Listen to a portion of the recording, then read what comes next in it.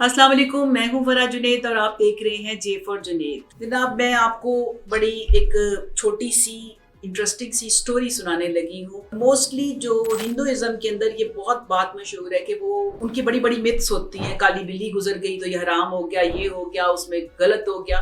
तो उसी तरीके से वो कई चीज़ों को मनहूस करार दे देते हैं कि ये चीज़ इस तरह हुआ, तो उसके साथ पूरी स्टोरी, पूरी एक लंबा मिथ बना ली जाती है कि ये चीज़ जो है ये इसलिए ख़राब है, ये कामयाब नहीं हुई है क्योंकि इसके साथ ये स्टोरी जुड़ी हुई है। तो राजेश खन्ना एक बॉलीवुड के बहुत बड़े स्टार, सुपरस्टार कहा जाए तो कम नहीं, तो वो उनके घर के बारे में ऐसे ही एक स्टोरी मशहूर है उनके घर को, क्योंकि ये वहाँ पे रवाज है, किसी के घर का नाम मन्नत और किसी का कुछ, तो इसी तरह से आशीर्वाद इनके घर का नाम था। इसके साथ एक पूरी स्टोरी लगी हुई है। आजकल ये फिर फॉर सेल है और ये पता नहीं 225 करोड़ रुपए का है। लेकिन स्टार्ट ये कहाँ से हुआ, जब लॉन्ग बैक भारत भूषण एक बहुत बड़े अदाकार थे। सबसे पहले उन्होंने जब इसके बनाने वाले से इसे खरीदा तो उस टाइम पे वो एक बहुत हिट स्टार थे। बेजू बावरा और मिर्जा गालिब जैसी जो फिल्में उन्होंने दी और वो बहुत ही फेमस स्टार थे। उन्होंने इस घर को खरीदने के बाद कहा जाता है कि जनाब वो उनका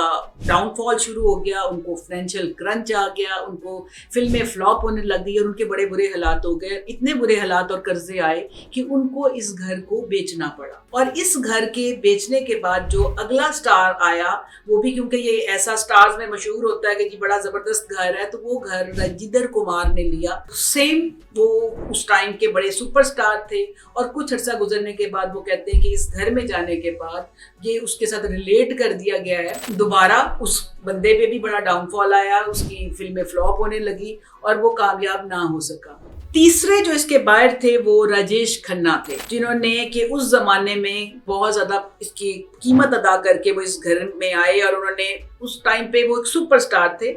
17 सोल जो थी वो कामयाब फिल्में, सोलो फिल्में जो थी उन्होंने दी, सभी जानते हैं कि बहुत जबरदस्त एक्टर हैं। उस जमाने के वो सुपरस्टार थे।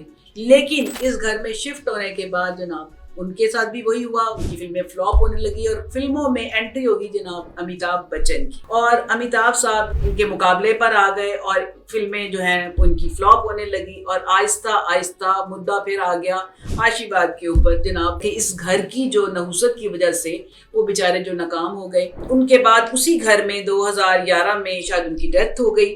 तो मैं ये कहूँगी कि घर, चीज़ें, इनके साथ रिलेट करना हमारा मजहब तो खैर इसकी इजाज़त नहीं देता है, लेकिन वहाँ पे इस चीज़ को बहुत ही शदोमत से माना भी जाता है। इसके मुताबिक एक्ट भी करते हैं कि चीज़ें मनहूस होती हैं। और आज जो है ये इसको कर्स्ड भूत बंगला जो है ना, उसको बकायदा वो कहते हैं कि जी इस पे कर्स हुआ है, इस पे लानत पड़ी हुई है इस बंगले पे, इसके तौर पे नाम किया जाता है। हो सकता है इसकी कीमत इस वजह से ज़रूर कम हो जाए।